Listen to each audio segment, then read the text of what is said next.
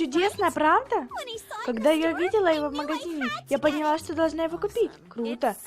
Это так на тебя похоже, и оно розовое, как тебе и нравится. Я знаю, это так романтично. Это так... Так убого. Серьезно, почему ты так радуешься обычному жалкому блокноту? Не слушай ее, Роза. Она просто завидует. Я завидую? Ни за что. Я бы не взяла ее блокнот, даже если бы она умоляла меня его купить. Нам все равно, Хлоя. Не слушай эту негодяйку, Роза. Твой блокнот просто восхитительный. Да, очень крутой. Да, Джулека, правда. Не переживай, Роза. Нам всем нравится твой блокнот. Что еще важнее, тебе оно нравится. Запомни это. Нет.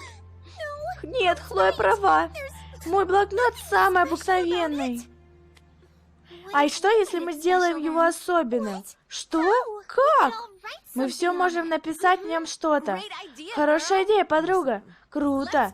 Давай сделаем это. И ты могла бы нарисовать что-то, Маринет. Дорогая Роза, ты крутая. Для Розы самой милой девушки, что я знаю. Дорогая Роза, этот блокнот прямо как ты. Розовый, стильный и особенный.